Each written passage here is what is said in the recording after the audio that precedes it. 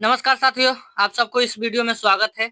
इस GK GS study official में आप लोगों का फिर से वेलकम वेलकम स्वागत है। तो दोस्तों, आज के लिए हम लाए हैं आपको प्रश्न है मौर्योत्तर काल से आप लोगों को 20 प्रश्न हम लाए हैं।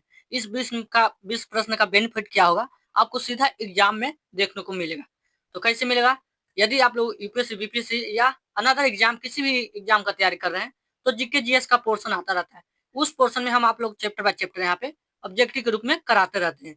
तो दोस्तों, इस प्रश्न से सीधा आपके ऑब्जेक्टिव यानी प्रीलिम्स में आने का संभावना ज्यादा बने रहेगा, क्योंकि हम चैप्टर बाय चैप्टर आप लोगों को रिवीजन करा रहे हैं और टॉपिक बाय टॉपिक आप लोगों को ऑब्जेक्टिव करा रहे हैं। तो चलिए शुरू करते हैं आज की क्लास। और शुरू करने से क्लास, चैनल पर नए हैं तो चैनल को सब्सक्राइब और लाइक, और सरस्वती माता के लिए जय माता जी लिख के कमेंट में शुरुआत करिए। क्लास आपका क्लास बहुत बेहतरीन होगा। तो चलिए आज की क्लास शुरू करते हैं। और क्लास शुरू करने से पहले टेलीग्राम चैनल पर आप लोग जरूर जुड़ जाइए। तो चलिए आज का क्लास है और पहला नंबर क्वेश्चन आप लोगों के सामने हाजिर होगी। यहाँ पे पूछा जा रहा है, मौर्य वंश के अंतिम शासक कौन थे? आप लोगों से पूछा जा रहा है मौर्य वंश के अंतिम शासक कौन थे। ऑप्शन नंबर ए में अशोक, ऑप्शन नंबर बी में बृहदर्थ, ऑप्शन नंबर सी में दशरथ, ऑप्शन डी में कुणाल। चलिए आपके पास 5 सेकंड का टाइम है। यदि आप लोग किसी भी एग्जाम का तैयारी कर रहे हैं तो आप लोगों से हमारा मेन दुश्मनी नहीं है। आप लोगों से मेरा क्वेश्चन है कि आप लोग अगर उत्तर जानते हैं तो आप लोग प्रश्न का उत्तर दीजिए, नहीं जानते हैं तो कोई बात नहीं। यहाँ पे आप लोग ध्यान लगा के कंसंट्रेट के माध्यम से आप लोग यहाँ पे सीखने का प्रयास करिए। तो मौर्य वंश के अंतिम शासक कौन थे? तो वो दोस्तों आपका राइट आंसर है, ये बृहदर्थ है जो मौर्य वंश के अंतिम शासक थे। चलिए याद करिएगा, आगे बढ़ते हैं हम लोग। चलिए दूसरा नंबर प्रश्न आपके सामने आ गया। यहाँ पे पूछा जा रहा है, बृहदर्थ की हत्या किसने की थी? यानी मौर्य वंश के अंतिम शासक कौन थे? बृहदर्थ। इनको हत्या कौन किए थे तो ही पूछा जा रहा है। तो ऑप्शन ए में पुष्यमित्र शुंग, ऑप्शन बी में वासुदेव, ऑप्शन सी में अग्निमित्र, ऑप्शन डी में कनिष्क। चलिए आपके पास 4 ऑप्शन है। बृहदर्थ के हत्या कौन किए थे? चलिए आप लोगों को 5 सेकंड दिया जा रहा है। अगर इस प्रश्न का उत्तर जानते हैं तो आप लोग कमेंट में हमें बता सकते हैं। चलिए तो दोस्तों, ये बृहदर्थ की हत्या किसने की थी? इसका राइट आंसर है ऑप्शन नंबर ये पुष्यमित्र शुंग थे, जिन्होंने बृहदर्थ की हत्या कर दी है। चलिए आगे बढ़ते हैं हम लोग। तीसरा नंबर प्रश्न आपके सामने यहाँ पे आ गया, शुंग वंश का स्थापना कब हुई थी? पूछा जा रहा है शुंग वंश की स्थापना कब हुई थी, यानी पुष्यमित्र ने, शुंग ने, इन्होंने बृहदत्त को हत्या की थी और उसके बाद स्थापना की थी शुंग वंश की। कब हुआ था? चलिए बताइए दोस्तों। आप लोग उत्तर पता है तो आप लोग जरूर बताइए। ऑप्शन में 321 ईसा पूर्व में, ऑप्शन बी में 185 ईसा पूर्व में, ऑप्शन सी में 78 ईसी पूर्व में, ऑप्शन बी में है, डी में है 28 ईसा पूर्व में। चलिए आपके पास 4 ऑप्शन है। अगर उत्तर पता है तो आप लोगों को दिया जा रहा है मात्र 5 सेकंड का टाइम। तो दोस्तों इसका राइट आंसर है ऑप्शन नंबर आपका बी, यानी 185 ईसा पूर्व में शुंग वंश का स्थापना हुआ था। चलिए चौथा नंबर प्रश्न आपके सामने हाजिर हो गया। मिलिंद पंदोह ग्रंथ किस शासक और बौद्ध भिक्षुओं के संवादा पर आधारित है? मिलू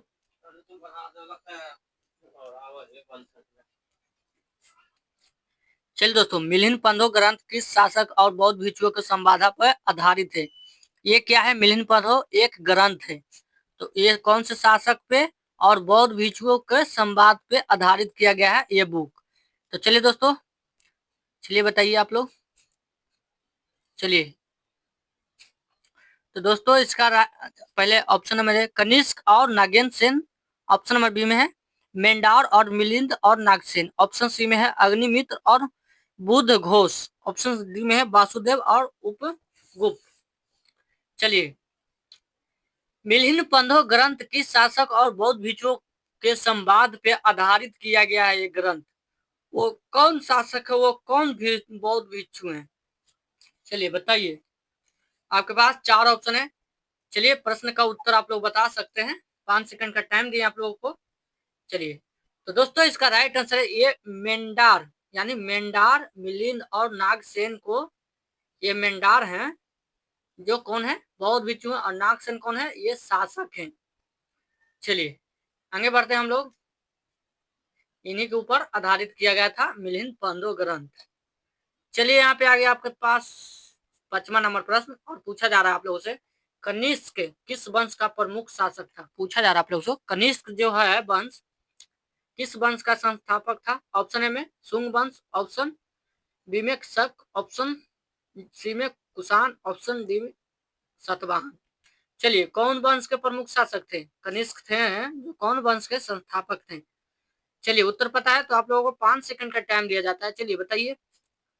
तो दोस्तों, इसका राइट आंसर है आपके पास ऑप्शन नंबर ये, कुषाण शासक के प्रमुख कनिष्क है, कनिष्क की वंश का प्रमुख शासक है। यानी पूछा जा रहा है कनिष्क किस वंश का प्रमुख शासक था? तो वो कुषाण वंश का प्रमुख शासक था। ऑप्शन नंबर आपका सी। चलिए आगे हम लोग बढ़ते हैं। चलिए, यहाँ पे आ गया छठा नंबर प्रश्न। छठा नंबर प्रश्न आपके सामने हाजिर हो गया। कनिष्क के शासनकाल में चौथी बौद्ध संगीति कहाँ हुई थी?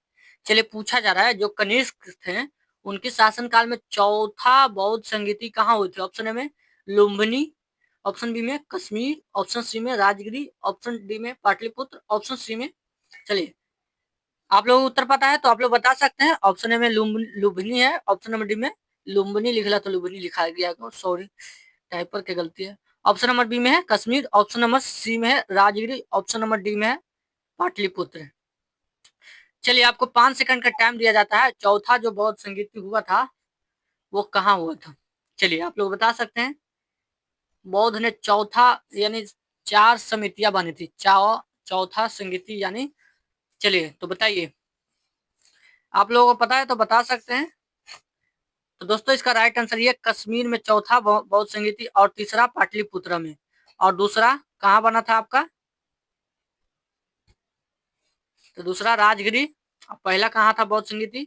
तो वो था आपका काशी, कुशीनगर। चलिए आगे हम लोग बढ़ते हैं।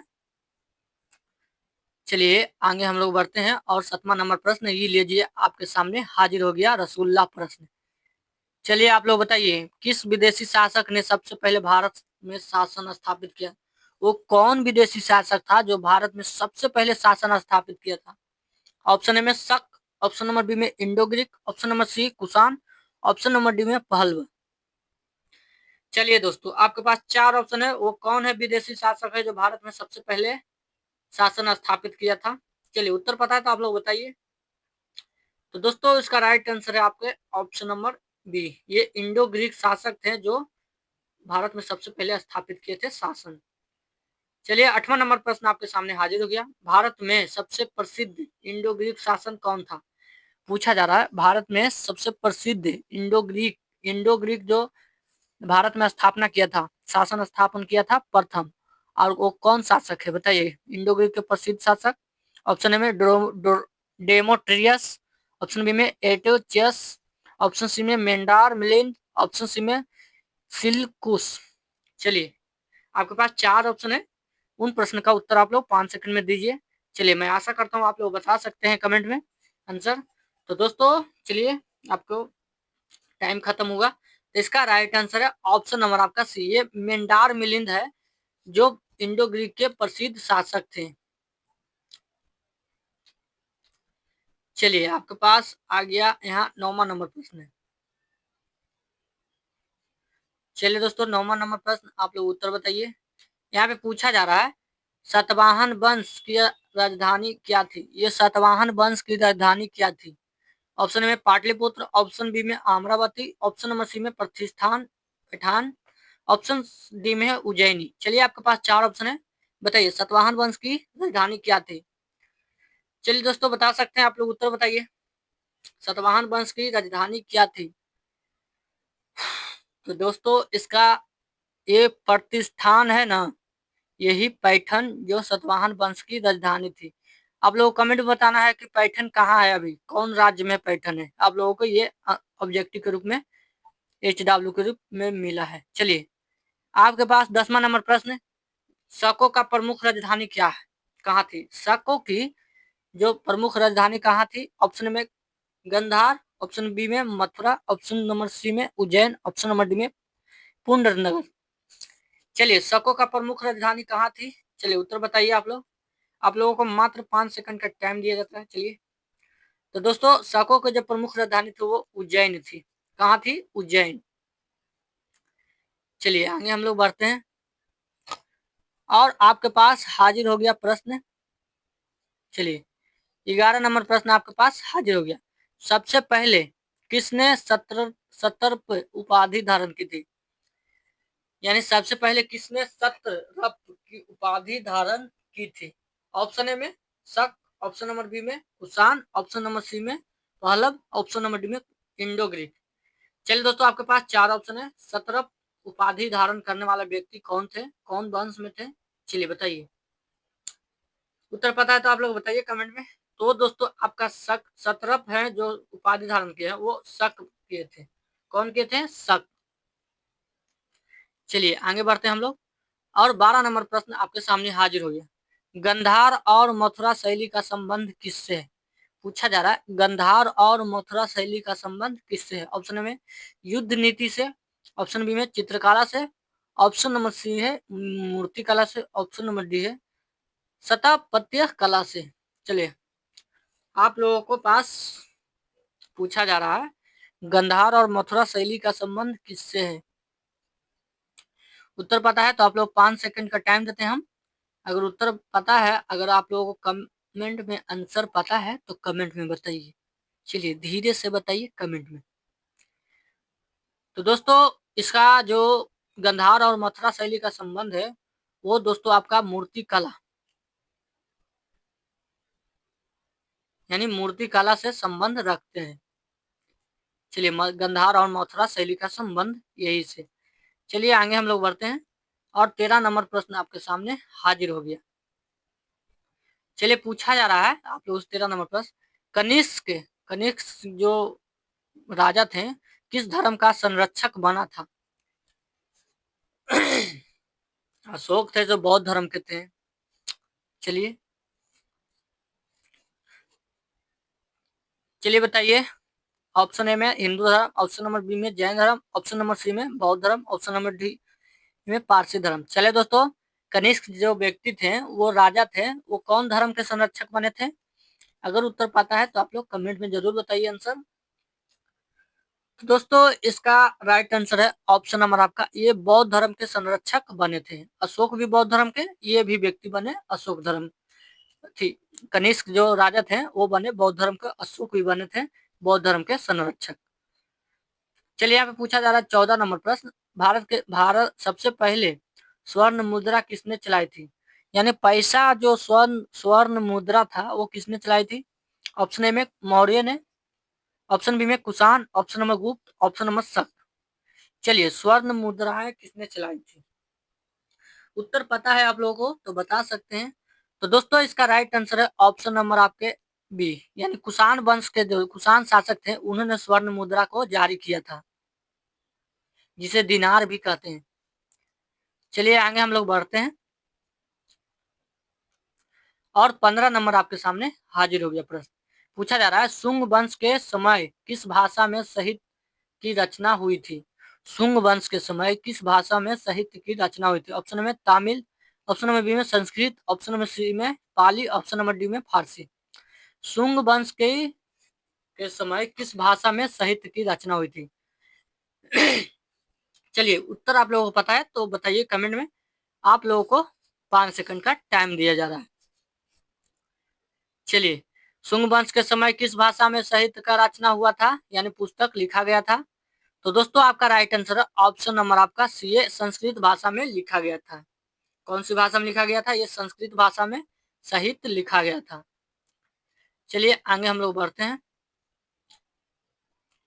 16 नंबर प्रश्न आप लोग पढ़िए, किस शासक ने काबुल से पाटलिपुत्र तक साम्राज्य फैलाया था? वो कौन शासक था जो काबुल से पाटलिपुत्र तक साम्राज्य फैलाया था? ऑप्शन ए में अशोक, ऑप्शन नंबर बी में कनिष्क, ऑप्शन नंबर सी में वासुदेव, ऑप्शन नंबर डी में मिलिंद। कौन शासक थे? आपके पास 4 ऑप्शन है। अगर उत्तर पता है तो आप लोग कमेंट में बता सकते हैं। तो दोस्तों इसका राइट आंसर ये कनिष्क कनिष्क व्यक्ति थे जो काबुल, काबुल कहाँ है? पाकिस्तान में पड़ता है, और वहां से पाटलिपुत्र तक साम्राज्य अपना फैलाए थे। चलिए आपके पास सब 17 नंबर प्रश्न की ओर हम लोग बढ़ते हैं। चलिए दोस्तों, आगे आपके पास 17 नंबर प्रश्न और पूछा जा रहा है कुषाण। यहाँ पे पूछा जा रहा है क्या? कुषाण काल। आप लोग यहाँ पे रुकिए थोड़ा सा। कुषाण काल के दौरान किस कला शैली प्रसिद्ध हुई थी? जो कुषाण काल चला था वो कौन सी कला शैली प्रसिद्ध अत्यधिक हुई थी?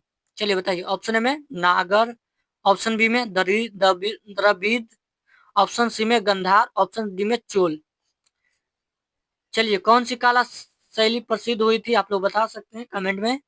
अगर उत्तर पता है तो आप लोगों को 5 सेकंड का टाइम दिया जा रहा है। चलिए तो दोस्तों इसका राइट आंसर है ऑप्शन नंबर ये गंधार। कुषाण काल के दौरान कौन सी कला शैली प्रसिद्ध हुआ था? तो वो दोस्तों आपका राइट आंसर है ऑप्शन नंबर सी, ये गंधार कला शैली प्रसिद्ध हुआ था। चलिए आगे 18 नंबर प्रश्न आपके सामने हाजिर हुआ। शकों की शक्ति किसने समाप्त किया था? जो शक की है, जो शकों का शक्ति को समाप्त कर दिया। ऑप्शन ए में समुद्रगुप्त, ऑप्शन बी में विक्रमादित्य, ऑप्शन सी में चंद्रगुप्त द्वितीय, ऑप्शन डी में हर्षवर्धन। चलिए बताइए शकों की शक्ति को किसने समाप्त किया था? अगर उत्तर पता है तो आप लोग बता सकते हैं कमेंट में। चलिए दोस्तों बताइए, उत्तर पता है तो आप लोग बता सकते हैं। तो दोस्तों इसका राइट आंसर है आपके पास ऑप्शन नंबर आपका सी, यानी चंद्रगुप्त द्वितीय ने ही शकों को शक्ति को समाप्त कर दिया था। चलिए आगे आपके पास 19वां नंबर प्रश्न पूछा जा रहा है। पहले आप लोग प्रश्न में सतवाहन वंश, सतवाहन था, सतवाहन शासकों का प्रमुख धर्म क्या था? बताइए सतवाहन शासकों का धर्म क्या था? वो कौन से धर्म को ज्यादा महत्व देते थे? ऑप्शन में वैदिक धर्म, ऑप्शन बी में बौद्ध धर्म, ऑप्शन नंबर सी में जैन धर्म, ऑप्शन नंबर डी में यहूदी धर्म। चलिए दोस्तों बताइए कौन से धर्म को ज्यादा प्रमुख मानते थे? उत्तर पता है तो आप लोग कमेंट में जरूर बताइए। आप लोगों को 5 सेकंड का टाइम दिया जा रहा है। तो दोस्तों ये बौद्ध धर्म को मानते थे, सतवाहन के राजा यानी शासक बौद्ध धर्म को मानते थे। और आज के लिए ये 20वां प्रश्न आपके लिए। चरक संहिता की रचना किस काल में मानी जाती थी? और ये आप लोगों को होमवर्क के लिए है। इस प्रश्न का उत्तर आप लोग बता सकते हैं कमेंट में। और आज के लिए सेवा समाप्त हम यहीं पे करते हैं। आइए हमारे नेक्स्ट वीडियो में। चलिए आज के लिए धन्यवाद, थैंक यू। अभी तक चैनल पर नए हैं, चैनल को सब्सक्राइब और लाइक और शेयर करके अपना प्रेजेंटेशन दिखाइए। और कितना आप लोग सही कर पाए हैं प्रश्न को उतना आप कमेंट में जरूर बताइए। Thank you.